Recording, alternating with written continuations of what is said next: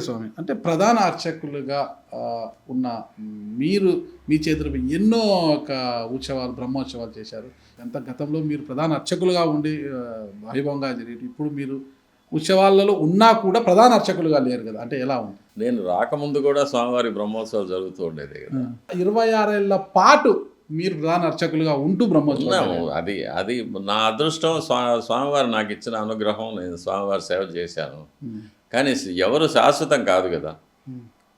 నేను శాశ్వతం కాదు. నా తర్వాత వచ్చేవాళ్ళు చేస్తారు. నా ముందు ఉన్నవారు చేశారు, పెద్దవాళ్ళంతా చేశారు, తర్వాత చేస్తారు. నేను ఉన్నా లేకపోయినా స్వామివారికి ప్రభావం జరిగిపోతూ ఉంటుంది. ఆయనకు ఎంతోమంది కోట్లాది భక్తులు ఉన్నారు, ఎంతోమంది అర్చకులు ఉన్నారు. ఎవరో ఒకరు జరుపుతారు స్వామివారికి, ఆయన జరిపించుకుంటారు.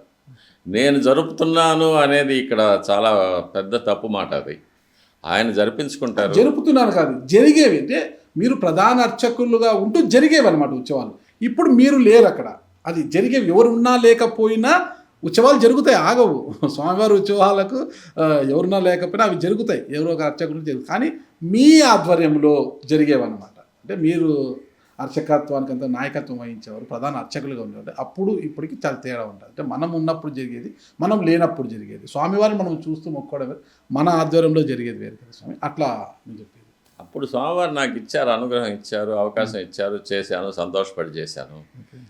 ఇప్పుడు ఒక చిన్న విరామం ఏర్పడింది.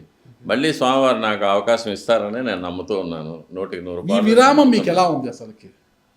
విరామం ఏముంది, గుడికి వెళ్తున్నాను, స్వామివారి దగ్గర జపం చేసుకుంటాను, భక్తితో స్వామివారికి ఆరతులు చేసుకుంటాను, వస్తాను. దాన్ని ఇప్పుడు నా వయసుకి నేను ఆ పరిధి దాటి వచ్చేసాను. నాకు ఇంకా ఈ అధికారాలు, పదవులు ఇవన్నీ కూడా నాకు చాలా తుచ్చమైనవి.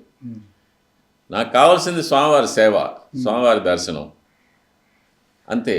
అంత తప్ప నాకు ఇంక వేరే కావాల్సింది ఏమీ లేదు. ఈ అధికారాలు ఇవన్నీ అశాశ్వతమైనవి, ఇవన్నీ అనుభవించేసాం.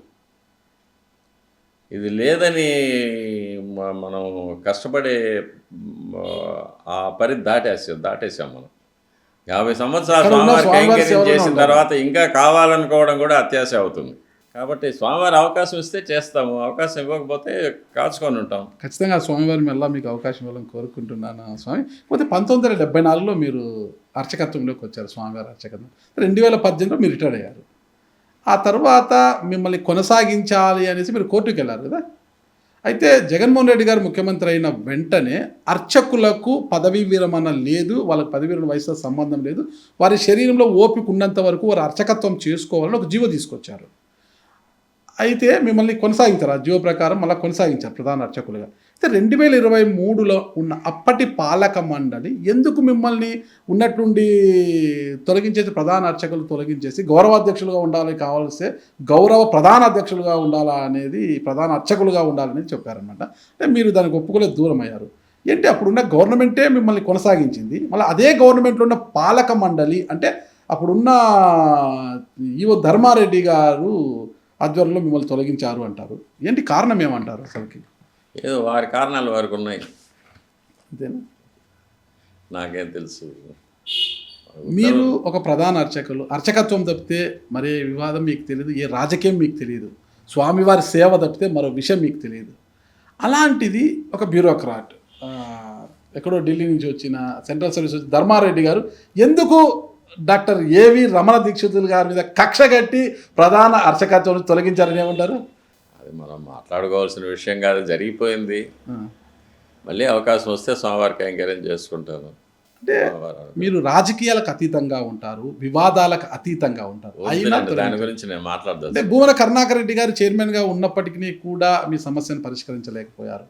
వారి కారణాలు వాళ్ళకు ఉంటాయి, అంతేనంటారా? మరి వారి కారణాలు వాళ్ళు ఉన్నప్పుడు మీరు కోర్టుకి ఎందుకు వెళ్ళారు తిరిగి? మరి స్వామివారి సేవ చేసుకునే అవకాశం పోగొట్టుకున్నాం కాబట్టి అందుకోసం వెళ్ళాం. అంటే గౌరవ ప్రధాన అర్చకులుగా స్వామివారి సేవ చేసుకోవచ్చు కదా, ఉండదంటారా? కానీ వంశపారంపర్య అర్చకత్వాన్ని నేను నిరాకరించినట్లు అయిపోతుంది. దానివల్ల ఆంధ్రప్రదేశ్లోని అన్ని దేవాలయాల్లోని అర్చక కుటుంబాలు దెబ్బతింటాయి. నేను ఒక్కటే దీన్ని కొనసాగితే ఒక ప్రశ్నతో ముగిస్తాను. ఆ ప్రభుత్వమే అర్చకులకు పదవీ విరమణ వయసుతో సంబంధం లేదు, ఒంట్లో ఓపిక ఉన్నంత వరకు చేసుకోవచ్చని జీవో ఇచ్చింది. అదే ప్రభుత్వంలోని పాలక మండలి ఇది తూచ్, మాకు అవసరం లేదు అన్నట్టుగా మిమ్మల్ని పక్కన పెట్టింది. ఏంటి అసలుకి ఇది? ఇది వాళ్ళని అడగాల్సిన ప్రశ్న, నన్ను కాదు. ఖచ్చితంగా స్వామి, నాకు అవకాశం వస్తే మాత్రం ధర్మారెడ్డి గారి భవిష్యత్తులో ఇంటర్వ్యూ చేస్తే మాత్రం అడగాలి. ఖచ్చితంగా నేను 100% అడుగుతాను. కానీ నా వరకు స్వామివారి ఉత్తర్వుగానే నేను తీసుకుంటాను. ఇది మనుషులు చేసింది కాదు. ఏదో స్వామివారి ఉత్తర్వుగా, ఏదో ఎక్కడో నేనే తెలుసో తెలియకో ఏదో చిన్న అపచారమో తప్పు చేసి ఉండొచ్చు, చిన్న తప్పుగా మాట్లాడి ఉండొచ్చు నెగటివ్గా. ఏదో స్వామివారు నన్ను కొన్ని రోజులు దూరంగా పెట్టాలనుకున్నారో ఏమో తెలియదు. కానీ తర్వాత తిరిగి మళ్ళీ నన్ను పిలిపించుకుంటారనే నమ్మకం నాకు పరిపూర్ణంగా ఉంది. తప్పకుండా స్వామివారి కైంకర్యానికి నేను తిరిగి వెళ్తాననే నమ్మకం కూడా నాకుంది. స్వామివారి మీద విశ్వాసం ఉంది. దాదాపు 40 సంవత్సరాలు మీరు స్వామివారి సేవ చేసింటారు సార్? 50 సంవత్సరాలు. దాదాపు 50 సంవత్సరాలు స్వామివారి సేవ చేసింది మీరు. ఒక చిన్న విషయము అంటే, స్వామివారి దర్శనం కోసం వచ్చే భక్తులు హుండీలో కానుకలు వెయ్యొద్దండి అంటూ ఒక వీడియో అది చేసినట్టుగా వైరల్ అయింది ఒకటి. ఎందుకు స్వామి అది? అంటే వచ్చే కానుకలు ధార్మిక కార్యక్రమాలకు సరిగ్గా వినియోగించడం లేదనా? లేదు, నేను కొన్ని దేవాలయాలకు వెళ్ళాను. చిన్న దేవాలయాలకు వెళితే అక్కడ పరిస్థితులను చూసి నాకు చాలా బాధ వేసింది.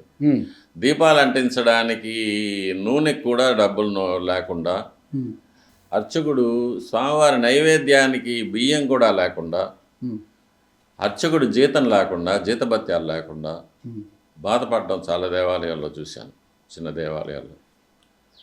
ఆ అర్చకుడు వచ్చిన భక్తుల్ని నాకు దక్షిణ వేయొద్దండి, నాకు నూనె ఇవ్వండి దీపాలు అంటించడానికి, స్వామివారి నైవేద్యానికి బియ్యం ఇవ్వండి అని దీనంగా అర్థించడం కూడా చూశాను. అందువల్ల ఆ మాట అనవలసి వచ్చింది. ధనవంతుడైన భగవంతుడికి మనం ఇచ్చేది సముద్రంలో నీళ్లు పోసేది అనర్థం. దప్పికొన్న మనిషికి ఒక గ్లాస్ మంచినీళ్ళు ఇవ్వడం ఎంతో పుణ్యం వస్తుంది. కాబట్టి బీద దేవాలయాలకు వెళ్ళండి, అక్కడ దీపాలకు నూనెకి డబ్బులు ఇవ్వండి, నైవేద్యాలకు డబ్బులు ఇవ్వండి, అర్చకుడికి జీతం భత్యాలు ఇవ్వండి, చేస్తే పుణ్యం వస్తుంది. ఆ దేవాలయాలను కాపాడగలుగుతాం సనాతన ధర్మంలో భాగంగా అని అప్పుడు ఆ అర్థంలో అది చెప్పాల్సి వచ్చింది. నేను ఆ బాధతో చెప్పాను. నేను కానీ మీ బాధ కరెక్టే, కొంతమందికి అర్థం కాలేదు అది ఏంటికి స్వామి. అది వాళ్ళ సంస్కారం, అది తప్పులు ఎంచే వాళ్ళు ఎంచుతూనే ఉంటారు. కరెక్ట్. నేను చెప్పింది సదుద్దేశంతో చెప్పాను. అసలు నాకు తెలిసిన డాక్టర్ ఏవి రమణ దీక్షితులు గారు ఒకరు, నాకు తెలియని రమణ దీక్షితులు గారు ఉన్నారనేది నాకు ఇక్కడికి వచ్చిన తర్వాత తెలిసింది. మీరు ఒక ప్రధాన అర్చకులుగా, ఒక స్వామివారి సేవకే పాత్రుడైన వారిగానే నాకు తెలుసు. కానీ మీలో ఒక మంచి కళ దాగి ఉంది అనేది కూడా నాకు ఇక్కడికి వచ్చాక తెలిసింది. ఎలా అబ్బింది స్వామి ఆ కళ, ఆ చిత్రపటం, అసలు ఆ చిత్రాలను అలా ఊహించుకుంటూ గీయడము ఎలా అలవడింది మీకు? అర్చకత్వంలోనే ఉన్న మీకు అలా ఆ కళ ఎలా అలవడింది అంటారు? ఆ చిత్రం చిన్నప్పటి నుంచి అందులో ఉండే సైన్స్ స్టూడెంట్ కాబట్టి డ్రాయింగ్లో కానీ పెయింటింగ్లో కానీ ఇది ఉంటుంది. అది కాకుండా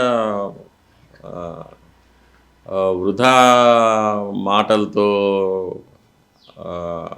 ఇంకొకరిని బాధ పెట్టే విధంగా మాట్లాడకుండా,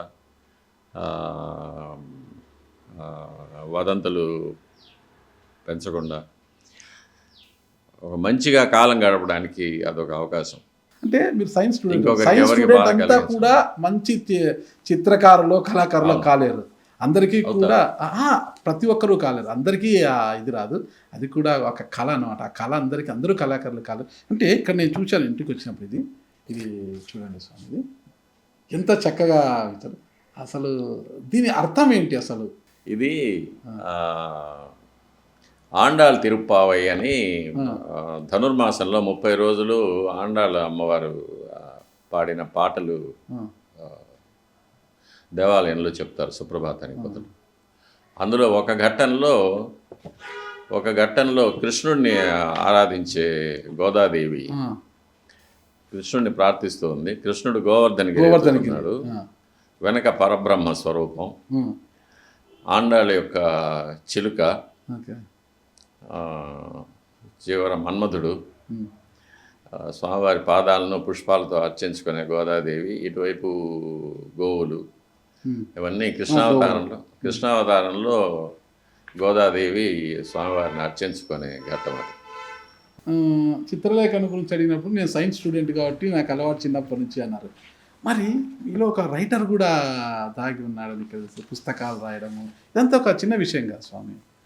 పుస్తకాలు రాయడం అనేది ఎంతో ఆలోచన, సరళి అదంతా రావాలి. అది కూడా నేను చూసిన ఇక్కడ ఒక పుస్తకంలో తిరుమల శ్రీవారి దివ్య ప్రసాదములు డాక్టర్ ఏవి రమణ దీక్షితుడు కోట నిర్మాణ. ఇది వచ్చేసి నాకు తెలిసి గతంలో ఇంగ్లీష్లో కూడా వచ్చినట్టుంది. ఇది ఇప్పుడు తెలుగులో మీరు 10 సంవత్సరాల ముందు ఇంగ్లీష్లో వచ్చింది. తర్వాత మన తెలుగు భక్తులందరూ ఇది తెలుగులో రావాలి అని చెప్పి నన్ను కోరడం వల్ల తెలుగులో రాయవలసి వచ్చింది.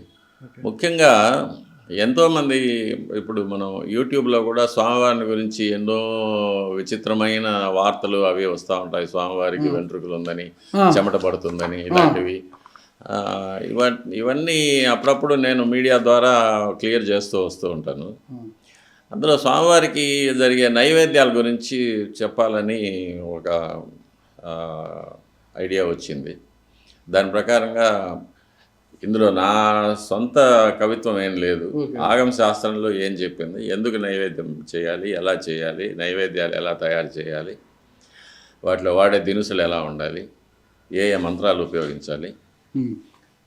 ఇది కాకుండా చరిత్రలో చక్రవర్తులు, మహారాజులు అందరూ కూడా స్వామివారి నైవేద్యాలు నిలవకుండా జరపడం కోసరంగా ఎటువంటి దానాలన్నీ చేశారు. స్వర్ణదానం, గోదానం, భూదానం ఇవన్నీ కూడా దేవాలయానికి రాసి ఆ వచ్చే ఆదాయంతో స్వామివారికి నైవేద్యాలు, నేతి దీపాలు వెలిగించాలని శాసనాలు అందజేసి పెట్టారు. మన దేవాలయంలో ఉండే శాసనాల ప్రకారమే రాశాను. అది కాకుండా చివరిగా మనం గుడిలో దేవాలయంలో తయారు చేసే ప్రసాదాలను ఇంట్లో ఎలా తయారు చేసుకోవచ్చు అనే విధానాలు కూడా రాయించాను. పండుగల్లో, పర్వదినాల్లో,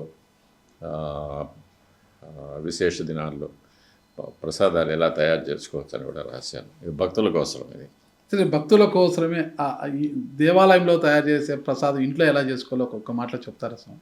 అన్ని ప్రసాదాలకు ఉన్నాయి. అన్ని ప్రసాదాలకు అంటే ఈ పుస్తకం ఎప్పుడు రిలీజ్ అయిపోతున్నారు? అది బ్రహ్మోత్సవాల తర్వాత. ఇది ఇంకా ఫైనల్ కాపీ రాలేదు. ఫైనల్ కాపీ వచ్చి ఇంకా కొన్ని నగిషీలు అన్నీ చేస్తాం. అందులో చేసి బ్రహ్మోత్సవాల తర్వాత స్వామివారి పాదాల దగ్గర ఉంచి స్వామివారి అనుజ్ఞ తీసుకొని దాన్ని రిలీజ్ చేసి ప్రెస్ మీట్ పెడతాం. అంటే ఇప్పుడు రాష్ట్రంలో పాలన మారింది. చంద్రబాబు నాయుడు గారు ముఖ్యమంత్రిగా ఉన్నారు. ఆయన ముఖ్యమంత్రి గత ప్రభుత్వాలు మన పక్కన పెడితే ఇప్పుడు మళ్ళీ ఆయన ముఖ్యమంత్రి అయ్యారు. చంద్రబాబు నాయుడు గారి పాలనలో ఇక్కడ హిందూ ధర్మ ప్రచార కార్యక్రమాలన్నీ కూడా సవ్యంగానే సాగుతున్నాయి స్వామి? నాకు తెలిసినంత వరకు దేవాలయాల్లో బాగానే జరుగుతున్నాయి. శాస్త్ర ప్రకారం మరి ఎంతోమంది చైర్మన్లను చూసాం. మీరు 50 ఏళ్ళ సర్వీస్లో ఎంతోమంది చైర్మన్లను చూసింటారు, పాలక మండలి సభ్యులను చూసింటారు. మరి ఇప్పుడు బిఆర్ నాయుడు గారు పాలక మండలి చైర్మన్గా వచ్చారు. ఈయన హయాంలో ఎలా జరుగుతుంది అంటారు స్వామి? నేను ఎక్కువగా దేవాలయానికి వెళ్ళడం లేదు ఇది కాబట్టి, కానీ నాకు తెలిసినంత వరకు కూడా అర్చకులందరూ సంతోషంగానే ఉన్నారు. స్వామివారికి పూజలు బాగా జరుగుతున్నాయి. స్వామివారు సంతృప్తిగా ఉన్నారు.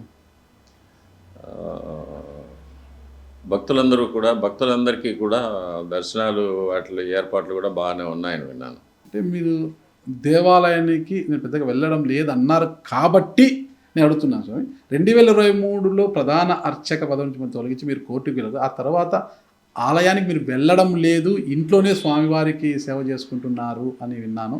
లేదు స్వామివారి ఆలయానికి వెళ్తాను. ఆలయానికి వెళ్ళడానికి నాకు ఎటువంటి ఇది లేదు, అడ్డంకులు లేవు. వెళ్తాను స్వామివారి దగ్గర. అంటే ఎక్కువగా అధికారులను వచ్చే భక్తులను ఎవరిని కలవడం లేదు. నేను నేరుగా లోపలికి వెళ్తాను, స్వామివారితో ఏకాంతంగా 1 గంట సేపు 2 గంటల సేపు కూర్చుంటాను, జపం చేసుకుంటాను, స్వామివారి దగ్గర ధ్యానం చేసుకొనేసి వచ్చేస్తూ ఉంటాను. అంతకన్నా ఇంకా ఇప్పుడున్న ప్రధాన అర్చకులు వేణుగోపాల్ దీక్షితులు గారు కూడా మీ వంశస్థులే, మీకు కుమారుడు వరుస అవుతారు అంటున్నారు. ఎలా ఉందంటారు ఆయన? బాగానే ఉంది. బాగానే అంటే మీ సహకారం ఏదైనా కోరుతుంటారు ఎప్పుడైనా? మీరు సీనియర్లు? ఏం లేదు, ఆయన సీనియరే కదా ఆయన. ఓకే. ఇప్పుడు మీరు అన్నారు కొన్ని వీడియోలలో చూసాము, స్వామివారి చెమట పడుతుంది, వెంట్రుకలు ఉన్నాయి అనేదంతా ఉత్త కల్పితమైన. అవును, అవన్నీ ఏం లేదు. మరి ఏదో చూసినట్టుగా చేసినట్టుగా వీళ్ళందరూ కూడా లేదు. వెంట్రుకలు చెమట పట్టడం అంతా మానవ దేహానికి సహజసిద్ధమైనవి అవి. అవి స్వామివారి యొక్క దేహం దివ్య దేహం అది. వెంట్రుకలు పుట్టుకతో నల్లగా ఉంటాయి, తర్వాత నెరిసిపోతాయి కదా. చెమట పట్టేది మరణంతో నిలిచిపోతుంది కదా. ఓకే. అవన్నీ అశాశ్వతమైనవి మానవ లక్షణాలు. మానవ దేహం అశాశ్వతం, జీర్ణమైపోతుంది. కానీ ఆయనది దివ్య దేహం కాబట్టి ఆయనకు అటువంటి మానవ లక్షణాలు ఏమి ఉండవు. కానీ కొంతమంది బయట ఒక ప్రచారం చేస్తున్నారు, స్వామివారి చెమట అంటూ చిన్న చిన్న డబ్బాల్లో కొంతమంది విఐపీలకు ఇవ్వడము, బయటికి వస్తేనే స్వామివారి వస్త్రాలంటూ ఒక గదిలోకి తీసుకెళ్ళి ఆ స్వామివారి వస్త్రాలు స్మెల్ చూపించడము, అదేదో పుణ్యం అనేసి స్వామివారి చెమట డిబ్బా చేస్తుంటారు. ఇది వైఖాన సాగం ప్రకారం ఇది విరుద్ధం కాదా అని బయట ఒక ప్రచారం అయితే జరుగుతుంది. ఆగమ శాస్త్రంలో అవన్నీ చెప్పబడలేదు, అవన్నీ అర్చకులు చేయరు కాబట్టి దాని గురించి నేనేం మాట్లాడను. అర్చకులు ఎవరు అలాంటివి చేయరు. మరి బయట అలాంటి ప్రచారం ఎందుకు వస్తుంది? అది అర్చకులు కాదు కదా. ఏంటి అసలు స్వామివారే కలియుగంలో ఆయన అవతరించి ఇంతమంది ప్రజలను ఆయన పాలించడానికి వచ్చిన ఆయనకు ఎందుకు ఇన్ని చుట్టుకుంటుంటాయి, ఆయన చుట్టూ ఇన్ని విమర్శలు ఇవన్నీ కూడా ఉంటాయి. ఇప్పుడు చూస్తున్నాం కదా, రాజకీయ నాయకుల గురించో సినిమా నక్షత్రాల గురించో ఏదో ఎన్నో వస్తూ ఉంటాయి కదా, న్యూస్లో వస్తూ ఉంటాయి. అవన్నీ మనం ఈ వాస్తు దోషాలను మీరు నమ్ముతారు స్వామి? నాకు నమ్మకం లేదు. సరే, ఎందుకంటే ఇంకా ప్రశ్న అడగను అనమాట. వాస్తు దోషాలు మీకు నమ్మకం లేదంటే భగవంతుడు నేను అడగనట్టు. ఎందుకంటే ఇక్కడ కూడా కాంట్రవర్సీ అనమాట. తిరుమలకు వాస్తు బాగుంది, శ్రీకాళహస్తికి వాస్తు బాగాలేదు, అది కూడా చెప్పేవాళ్ళు కూడా ఉన్నారు. వాస్తు అనేది మీరు వాస్తు అంటేనే ఒక ట్రాష్ అన్నట్టుగా చెప్తున్నారు కాబట్టి నేను దాన్ని ఇంకా కొనసాగించదలుచుకోలేదు.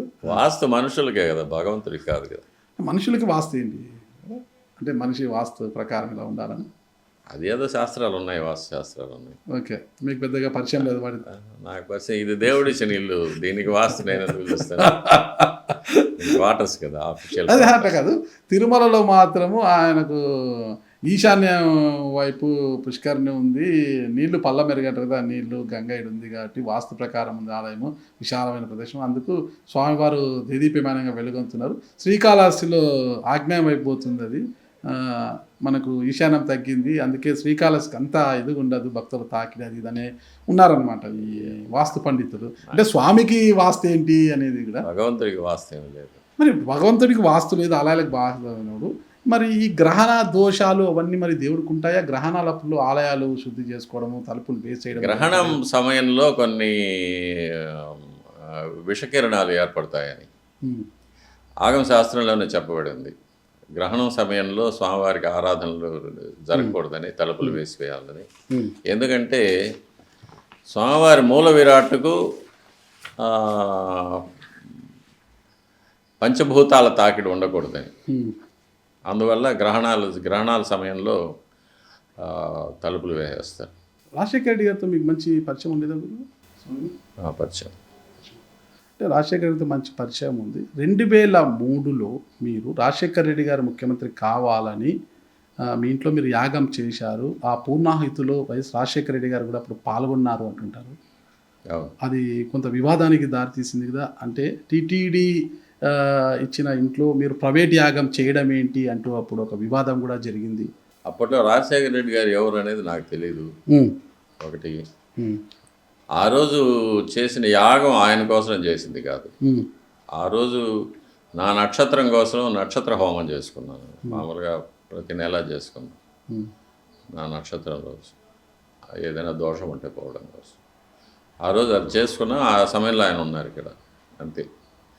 అది కోఇన్సిడెన్స్. అది మరి ఆయన కోసమే ఆయన ముఖ్యమంత్రి కావాలని చేశారు. ఆ పూర్ణాహితాలను పాల్గొన్నారు. ప్రైవేటు హోమ్ నేను చేయలేదు. ఇంకా మూడో మనిషి చెప్పుకుంటే దాని గురించి నాకేం సంబంధం చెప్పండి. ఆయన యాగం చేయడం వల్లనే ముఖ్యమంత్రి అయ్యారు. తర్వాత టీటీడీలో రమణ దీక్షిత్ గారు చక్రం తిప్పారు. దానివల్లే నేను ఎప్పుడు చక్రం తిప్పను, ఎప్పుడు నేను బయటే రాను. పురోహితులంతా కూడా లోపల ఉన్న అర్చకులంతా 2 వర్గాలుగా విడిపోయారు అనేది కూడా పెద్ద ప్రచారం జరిగింది. అర్చకుల్లో వర్గాలు విడిపోవడానికి ఏం పార్టీలు ఉన్నాయి? అంటే ఇక్కడ అంటే రాజశేఖర్ గారు ముఖ్యమంత్రి అయినాక ఏవి రమణ దీక్షిత్ గారికి ఒక హవా సాగింది ఇక్కడ. ఏం లేదు, ఎప్పుడూ ఒకటే. నేను ఎప్పుడూ ఒకటే. ఓకే. అంటే రాజశేఖర్ గారు పరిచయం రాజశేఖర రెడ్డి గారి కన్నా చంద్రబాబు నాయుడు గారు నాకు జూనియరు, పక్క ఊరు, ఆయన దగ్గర కదా. దూరపు కొండలు నునుపు కదా, దూరపు కొండలు నునుపు కదా స్వామి, కాదంటారా? అవేం లేదు, నాకు రాజకీయాలతో నాకు సంబంధం లేదు. నాకు నాకు నా యజమాని మా దేవుడు పుట్టినప్పటి నుంచి. కాంగ్రెస్ పార్టీలో కాంగ్రెస్ వచ్చింది, మళ్ళీ టీడీపీ వచ్చింది, మళ్ళీ వైఎస్ఆర్సీ వస్తూనే ఉంటాయి, పార్టీలు మారుతూ ఉంటాయి. నాకే కదా ఈ పుస్తకంలో మీరు రాశారు, శ్రీ మదకిలాండ కోటి బ్రహ్మాండ నాయకుడు కరుణా సముద్రుడు మా తాతగారు శ్రీ వెంకటేశ్వర స్వామి వారి దివ్యశ్రీ పాద పద్మాల చెంత అన్నారు.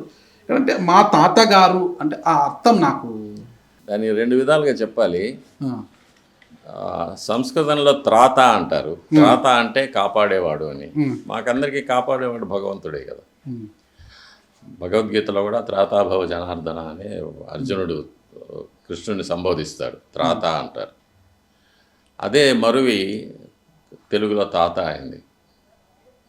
అదే కాకుండా స్వామివారి గోత్రం భారద్వాజ గోత్రం. ఎందుకంటే స్వామివారిని ప్రతిష్ఠ చేసింది భరద్వాజ మహర్షి. భరద్వాజ మహర్షి ప్రాణ ప్రతిష్ఠ చేయడం వల్ల ఆయనకు భారద్వాజ గోత్రం వచ్చింది.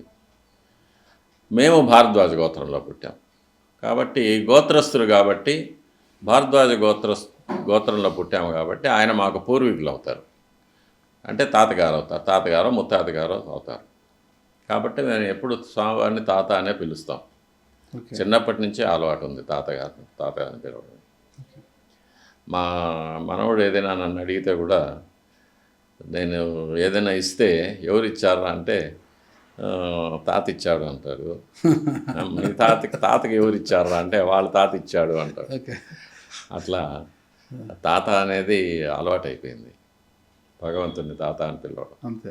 కాబట్టి ఏం చేసినా ఆయనకే అంకితం కాబట్టి మా తాతగారి పాదపద్మాలకు అంకితం. అంతే అంతే. మొత్తం మీద తీసుకుంటే రాజకీయ జగన్మోహన్ రెడ్డి గారితో కూడా మీకు మంచి పరిచయం ఉండేది అంటారు. ఇంకా సీఎం గారుగా వచ్చినప్పుడు, దేవాలయానికి వచ్చినప్పుడు రిసీవ్ చేసుకుంటాం కదా, ప్రధాన అర్చకులుగా ఆయన రిసీవ్ చేసుకుంటాం. వ్యక్తిగతంగా ఎలాంటి పరిచయం లేదు? వ్యక్తిగతంగా పెద్దగా పరిచయం లేదు. వ్యక్తిగతంగా పరిచయం లేదు. ఓకే. వాటిని పక్కన పెడితే మీరు వార్షిక బ్రహ్మోత్సవాలు సమయంలో వస్తారు, ఆయన రిసీవ్ చేసుకోవడం, తర్వాత ఆయనకు లోపల తీసుకెళ్ళి ఆయనకు ఐతిహ్యం అంటారు దాన్ని, అంటే స్వామివారిని గురించి హారతి చేస్తూ స్వామివారిని గురించి చెప్పడం, తర్వాత ఆశీర్వాదం చేయడము, ఇవన్నీ మనం చేస్తాం కాబట్టి ఆశీర్వచనం. మీరు బయట సోషల్ మీడియాలో ఒక వీడియో ఇటీవల ఎక్కువ ట్రోల్ అవుతుంది స్వామి. ఒకసారి స్వామివారికి వినియోగించిన పూలను మళ్ళా తిరిగి వినియోగించకూడదు, ఒకసారి వాడిన తర్వాత అది నిర్మాల్యం అవుతాయి, అలా నిర్మాల్యమైన పూలను ఇక ఏదానికి కూడా మనం వినియోగించరాదు అంటారు. కానీ చాలా దేవాలయాలలో అలా నిర్మాల్యమైన పూలతో ఊదబత్తీలను తయారు చేస్తున్నారు, తిరిగి స్వామివారికే వాటిని అగరబత్తీలను అంటిస్తున్నారు అంటున్నారు. ఇది కరెక్ట్ అంటారా? మనకు శాస్త్ర ప్రకారంగా నిర్మాల్యం అనేది తీసేయాలి. నిర్మాల్యం అన్నప్పుడు ఒకసారి ఆ స్వామివారికి అలంకారం చేసిన తర్వాత, ఆ రాత్రి అయిపోయిన తర్వాత మరుసటి రోజు అది భూభారం అయిపోతుంది. భూమి ఎంత భారం ఉందో అంత భారం అయిపోతుంది. కాబట్టి నిర్మాల్యం తీసేయాలి. నిర్మాల్యం తీసిన తర్వాత దాన్ని ఎవ్వరూ కాలితో తక్కకుండా, అపవిత్రం చేయకుండా తీసి దాన్ని విసర్జన చేయాలి. లేకపోతే ఆలయంలో ఉండే వృషక్సేనుల వారికి అలంకారం చేయాలి, పరివార దేవతలకి అలంకారం చేయాలి అనేది శాస్త్రం. అంతే. ఇంకా దాన్ని అగరబత్తులు చేయొచ్చా చేయకూడదా అనేది శాస్త్రంలో ఎక్కడ చెప్పబడలేదు. దాన్ని అపవిత్రం చేయకూడదు అనేది మాత్రం చెప్తుంది. స్వామివారి దర్శనం కోసం ప్రపంచ దేశాలలో ఉండే తెలుగు వారందరూ కూడా తరలి వస్తుంటారు. ఇటీవల కానీ ఇతర మతస్థులు కూడా స్వామివారి దర్శనం కోసం వస్తున్నారు ఇక్కడికి.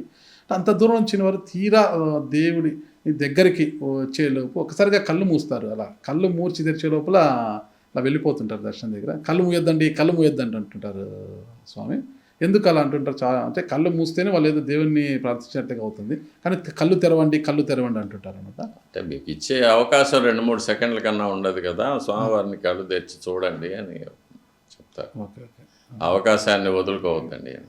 Okay sir. వైఖానస ఆగమ ప్రకారము అంటే స్వామివారికి ప్రతిరోజు కూడా ఎలాంటి నైవేద్యాలు పెడుతుంటారు? ఈ రోజు నైవేద్యం ప్రత్యేకంగా ఉంటుందా? రోజువారీ ఒక రకంగా ఉంటుందా? ఆయా సమయాలను బట్టి ఉంటుంది. ఒకే రోజులో వేరే వేరే సమయాల్లో వేరే వేరే ఏ సమయంలో ఏమేమి పెడతారు ఒకసారి వేరే వేరే వివరిస్తారా? నైవేద్యాలు ఉంటాయి. ఆ, ఉదయం సుప్రభాతంలో స్వామివారికి దారోష్ణం అంటే ఆవు పొదుగు నుంచి పిండిన వెచ్చటి పాలు నైవేద్యం చేస్తాము.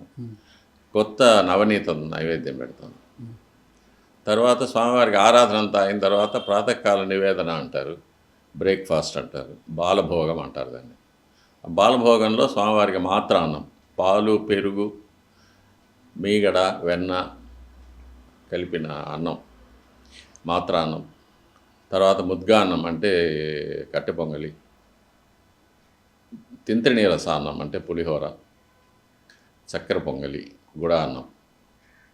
తర్వాత లాడూకం లడ్డు, మాషాపూపం వడ, చక్రాపూపం అనే దోశ, గుడాపూపం అనే అప్పం, ఇవన్నీ నైవేద్యం అవుతాయి. తర్వాత మాధ్యాహ్నిక ఆరాధన తర్వాత అప్పుడు మళ్ళీ శుద్ధాన్నం, కదంబం, సీర మొదలైన నివేదన అవుతాయి. రాత్రి నివేదనలో స్వామివారికి మరీచి అన్నం అంటే మిరియాల అన్నం, దోశ, చక్కెర పొంగలి నివేదన అవుతుంది, కదంబం నివేదన అవుతుంది. తర్వాత స్వామివారు ఏకాంత సేవలో పడుకున్నప్పుడు స్వామివారికి కాచి చక్కెర వేసిన పాలు, ఆవు పాలు, జీడిపప్పులు, బాదం పప్పులు నెయ్యిల్లో వేయించినవి, ఆయా ఋతువుల్లో దొరికే ఫలాలు, పళ్ళు తరిగి ఇవి నైవేద్యం అవుతాయి. ఈ బ్రహ్మోత్సవాల గురించి ఒక్కొక్క రోజు వివరిస్తారా మీరు భక్తుల కోసం? ఈ బ్రహ్మోత్సవాల యొక్క విశిష్ట ఏంటి? ఈ బ్రహ్మోత్సవాల్లో పాల్గొనడం వల్ల ఎలాంటి ప్రాప్తి కలుగుతుంది? బ్రహ్మోత్సవాలు వెంకటేశ్వర స్వామి వారి యొక్క అవతార దినోత్సవాలు అంటాం.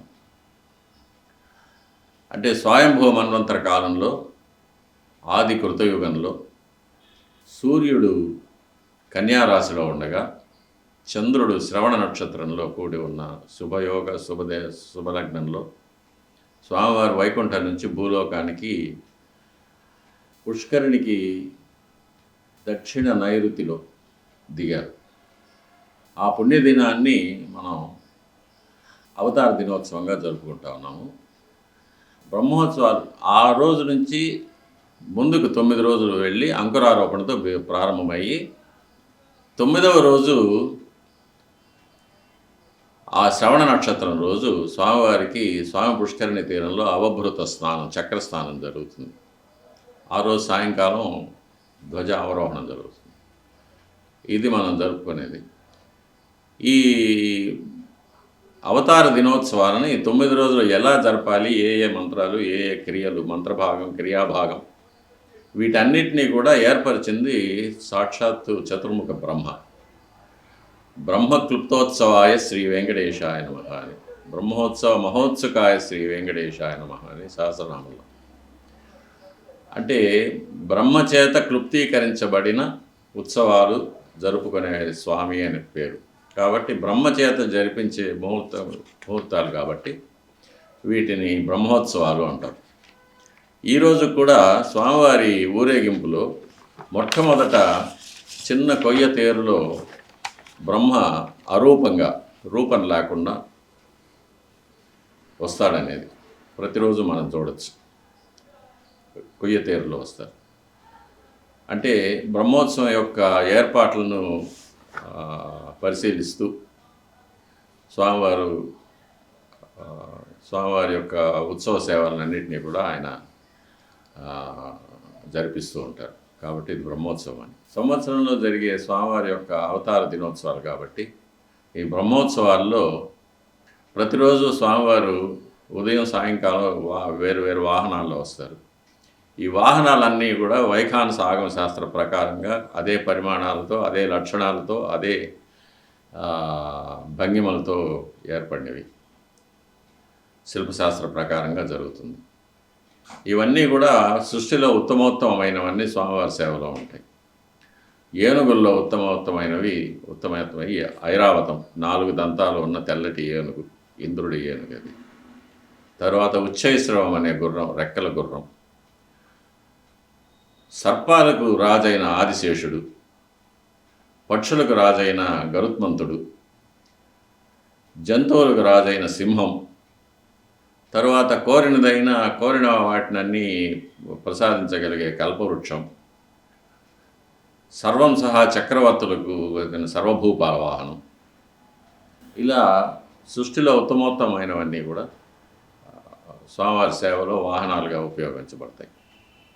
ఈ బ్రహ్మోత్సవాల్లో స్వామివారు మహా ఉత్సాహంగా ఉంటారని సకల దేవతలందరూ కూడా, బ్రహ్మాది త్రిమూర్తులు, ఇంద్రాది దిక్పాలకులు, నవగ్రహాది దేవతలు, సూర్యచంద్రాది దేవతలు, ఇవి కాకుండా దేవతాగణాలైన కిన్నర, కింపురుష, గరుడ, గంధర్వ,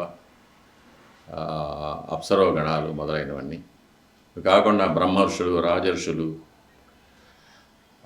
దేవర్షులు, మహర్షులు, సిద్ధులు, సాధ్యులు, యోగులు, వీరందరూ కూడా ఆరూపంగా స్వామివారి బ్రహ్మోత్సవాల్లో పాల్గొంటారని, అందుకే గరుత్మంతుడు ధ్వజస్తంభం పైన ఈ 9 రోజులు ఉండి గరుడ ధ్వజం ద్వారా ఉండి దేవతలందరినీ ఆహ్వానిస్తూ పర్యవేక్షిస్తూ ఉంటాడనేది ఆగమ శాస్త్రంలో చెప్పబడిన ఇవన్నీ కూడా నియమాలు. ఇవన్నీ ఈ బ్రహ్మోత్సవాల్లో స్వామివారు మహా ఉత్సాహంగా ఉంటారు కాబట్టి భక్తులు దర్శనం చేసుకొని స్వామివారిని ఏది కోరుకున్నా స్వామివారు ఆ ఉత్సాహంలో భక్తులకు అనుగ్రహిస్తాడనేది శాస్త్రంలో చెప్పబడింది. ప్రధాన అర్చకుల పదవి నుంచి అయితే తొలగించారు, కోర్టుకు వెళ్ళారు. అది పక్కన పెట్టచ్చు, మీ వయసు రీతిలో ఏదో ఒకటి పాలక మండలి. మరి ఆగమ సలహా మండలి దానికి వయసుకి సంబంధం లేదు, ఎవరైనా సలహా ఇవ్వచ్చు, సలహాదారులుగా ఉండవచ్చు. కానీ ఆ వ్యవస్థ నుంచి కూడా మిమ్మల్ని ఎందుకు తప్పించారు? అంటే మీరు ఇచ్చే సలహాలు నచ్చకనా, అంటే ఏంటి అసలు?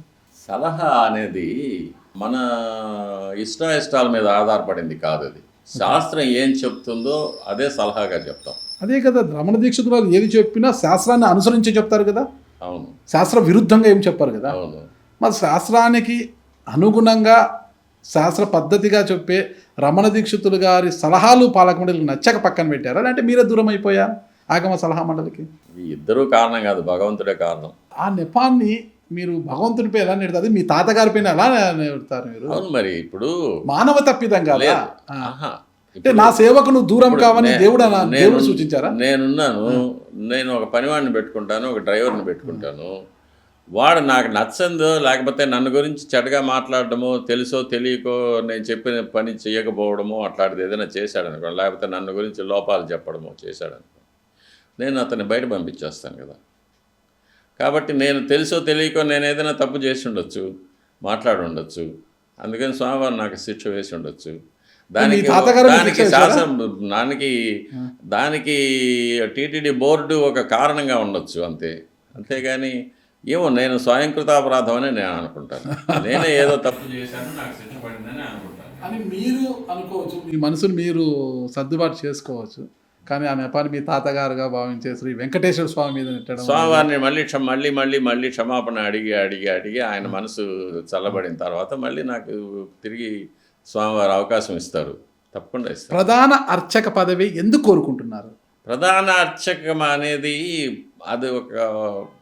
అది 97లో ఏర్పడిన పదవి. అది అంతకుముందు ప్రధాన అర్చక అనేది పోస్ట్ లేదు. మిరాస్దారుగానే ఉండేవాళ్ళం, మిరాస్దారులుగా అందరూ సమానంగా ఉండేవాళ్ళం. ప్రధాన అర్చకులు అనేది లేదు. అది అర్చక కుటుంబాల మధ్య ఒక వైషమ్యాన్ని ఏర్పరిచింది. అది అంతే. ఏర్పరిచింది మిరాషి వ్యవస్థనా, పాలక వ్యవస్థనా? అది చట్టం. చట్టం చేసింది ఎవరు? దేవుడు కాదు కదా, పాలకులు కదా. చట్టాలు తయారేది ఎక్కడ? చట్టసభల్లో. ఆ చట్టసభల్లో ఎవరు ఉంటారు? కొన్ని తెలిసి జరుగుతాయి, కొన్ని తెలియక జరుగుతాయి. పర్యవసానాలు అవగాహన లేకపోవడం వల్ల వచ్చే వైపరీత్యాలు ఇవన్నీ. మన సనాతన ధర్మం మీద, ప్రాచీన సాంప్రదాయాల మీద అవగాహన లేకపోవడం వల్ల, వంశపారంపర్య అర్చకత్వం వల్ల ఏమి మంచి జరుగుతుంది, దీనివల్ల ఏమి లాభము, ఎన్ని దేవాలయాలను మనం పరిరక్షించుకోగలిగాము, ఇవన్నీ ఈ అవగాహన అవధి లేకపోవడం వల్ల జరిగే వైపరీత్యాలు ఇవన్నీ. ఇవి కలియుగంలో ఇట్లాంటివి జరుగుతూనే ఉంటాయి. ఎంతోమంది ఎన్నో చూస్తున్నాం. కలియుగ వెంకటేశ్వర స్వామి యొక్క ప్రతిష్ట రోజు రోజుకి పెరిగిపోతుంది. మరి ఈ సందర్భంలో భక్తుల తాకిడి ఇంకా ఎక్కువ అవుతుందన్నమాట. విరివిగా లక్షల మంది భక్తులు ఇక్కడికి తరలి వస్తున్నారు. మరి ఆ భక్తులకు మరింత మంచి దర్శనం కల్పించడానికి, వచ్చిన భక్తులందరికీ కూడా సమయంలో దర్శనం కల్పించడానికి మీరు ఎలాంటి సలహా ఇస్తారు? అది అధికార యంత్రాంగం చేసుకోవాల్సిన విషయాలు, అది నేను కాదు కదా. నేను స్వామివారికి ఆరాధన చేయడం వరకే నా పని. 50 సంవత్సరాల పాటు స్వామివారికి ఆరాధన చేసిన మీరు మీ అనుభవంలో ఎలా ఉంటే బాగుంటుంది అనుకుంటారు అసలు? నాకు అది సంబంధం లేని విషయం. నేను ఇప్పుడు స్వామివారికి శాస్త్ర ప్రకారంగా నేను ఆరాధన చేస్తాను, సుప్రభాతం నుంచి ఏకాంత సేవ వరకు. ఎవరు వచ్చి కూర్చుంటున్నారు అనేది నాకు అనవసరం. ఎవరు వచ్చి చూస్తున్నారు అనేది. కొద్ది సమయం భక్తులు ఎవరైనా వస్తే వాళ్ళకి తీర్థం ప్రసాదం ఇస్తాము, లేకపోతే తలుపులు వేసుకొని వెళ్ళిపోతాం. ఇంతకుముందు జరిగింది అదే, ఇప్పుడు ఎన్నో గుళ్ళల్లో జరుగుతున్నదే అదే. ఒక్క భక్తుడు వచ్చినా సరే, 1,00,000 మంది వచ్చినా సరే, ఆ ఒక్క భక్తుడు లేకున్నా సరే, నేను స్వామివారికి చేసే ఆరాధనలు నేను పూర్తిగా చేస్తాను, మనస్తృప్తిగా చేస్తాను, స్వామివారిని సంతోషపరుస్తాను. అంతేగాని ఎవరు వచ్చారు ఎవరు వెళ్ళారు అనేది, వాడు దరిద్రుడా లేకపోతే చక్రవర్తి అనేది నాకు అనవసరం, నా పరిధిలో లేదు అది. ఓకే స్వామి, కాలాతీతమైంది. ఫైనల్గా ఒకే ప్రశ్న, ఏడుకొండల స్వామి సర్వాంతర్యామి కదా, ఏ ఊర్లో వెళ్ళినా ఏడుకొండల స్వామి గుడి ఉంటుంది, విగ్రహం ఉంటుంది. ఇక్కడ అమెరికాలో కూడా అక్కడ ఆలయాలను ప్రతిష్ఠిస్తారు, విగ్రహాలు పెట్టారు. టీటీడీ ఆధ్వర్యంలో కూడా కొన్ని ఆలయాలను ఏర్పాటు చేశారు. ఎక్కడ దేవుడున్నా ఆ స్వామివారిని ఎక్కడ గుడికి వెళ్ళి మొక్కుకున్నా, కానీ తిరుమల తిరుపతి దేవస్థానం ఏడుకొండల స్వామిని దర్శించుకొని తిరుమలకి రావాల్సింది. ఇక్కడ వచ్చి స్వామివారిని మొక్కుకొని మొక్కులు తీర్చుకుంటేనే వారి కోరిక తీరుతుంది అంటారు. అంటే ఇక్కడికే ఎందుకు రావాలి? అది ఆగమ శాస్త్ర ప్రకారంగా దేవాలయాలు 5 రకాలు.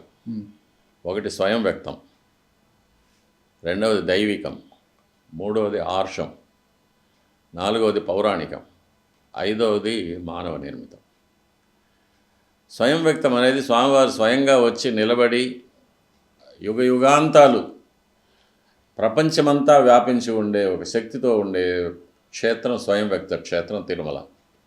దైవం అనేది కొంతమంది దేవతలు ప్రతిష్ఠ చేసిన దేవాలయాలు, గురువాయూరు, రామలింగేశ్వర స్వామి, అగస్త్యేశ్వర స్వామి, ఇటువంటివి. వీటికి పరిధి తక్కువ ఉంటుంది, కాల నియమం తక్కువగా ఉంటుంది, జీవన కాలం తక్కువగా ఉంటుంది. దాని తర్వాత ఆర్షం. ఆర్షం అంటే మహర్షులు ప్రతిష్ఠ చేసిన దేవాలయాలు. తరువాత పౌరాణికాలు అంటే రాముడు, కృష్ణుడు, పాండవులు, అటువంటి వారు, రావణాసురుడు, విభీషణుడు, వీళ్ళు ప్రతిష్ఠ చేసిన దేవాలయాలు కొన్ని ఉన్నాయి. ఇవి పౌరాణికము. చివరిగా మానవ నిర్మితాలు, ఇప్పుడు మనం కడుతున్న గుళ్ళు.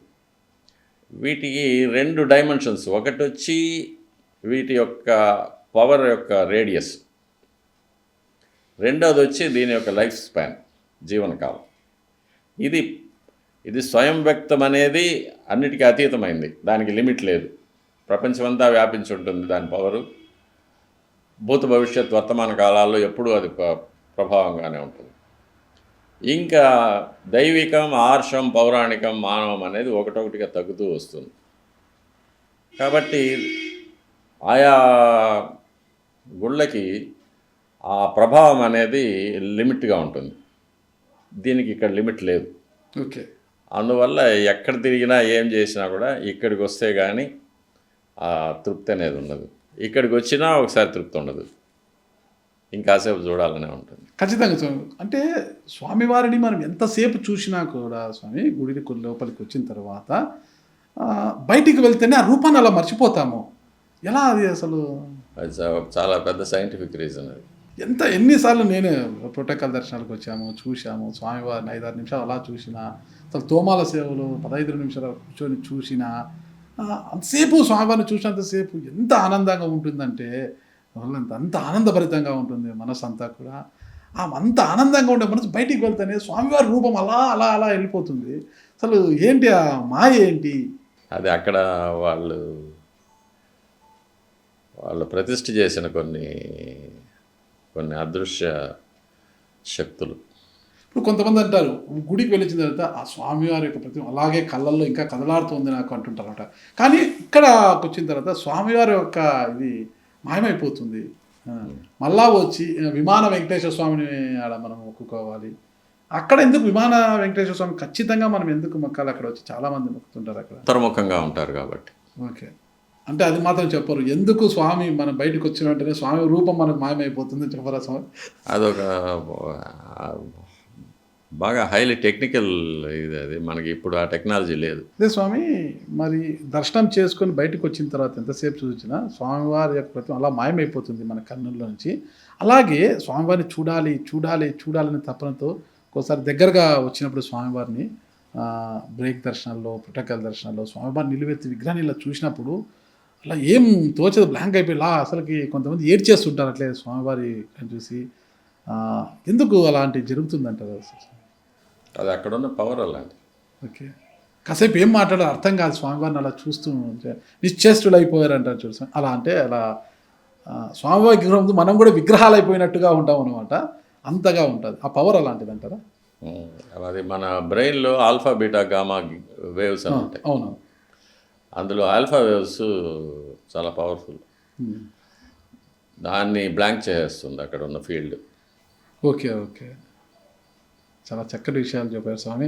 శ్రీవారి భక్తుల కోసము, అశేషంగా వస్తున్న భక్తుల కోసము 50 సంవత్సరాల పాటు స్వామివారి సేవలో ఉన్న మీరు ఏమి చెప్పబోతున్నారు? అంటే డాక్టర్ ఏవి రమణ దీక్షితులు గారి నోటి నుంచి ఏం రాబోతుంది భక్తులకు? సనాతన ధర్మాన్ని కాపాడండి, వైదిక ధర్మాన్ని అలవర్చుకోండి, భౌతికమైన విషయాలన్నింటినీ దూరం పెట్టండి, ఒక ఆధ్యాత్మిక చింతన అలవర్చుకోండి. మన మహర్షులు, మన ప్రాచీనులు చెప్పిన ధర్మాన్ని పాటించండి. అదే శాశ్వతం. ఈ మిగిలిన విషయాలన్నీ, భౌతికమైన విషయాలన్నీ కూడా అశాశ్వతం. ఈ పదవులు, అధికారాలు, ఆస్తులు, ద్వేషాలు, వైషమ్యాలు ఇవన్నీ కూడా అశాశ్వతమైనవి. ఈరోజు ఉంటుంది, రేపు పోతాయి. మనమే ఈరోజు ఉన్నాం, రేపు ఉంటామో లేదో తెలియదు మనకి. ఎన్నో ఆకస్మిక మరణాలు మనం చూస్తూ ఉన్నాం. కాబట్టి వీటన్నిటి నుంచి కూడా విముక్తి పొంది మనం శాశ్వతమైన పదవి పొందాలంటే ధర్మాన్ని పాటించాలి, ధర్మాన్ని అలవర్చుకోవాలి, ధర్మాన్ని బోధించాలి, ఆధ్యాత్మిక మార్గంలో నడవాలి.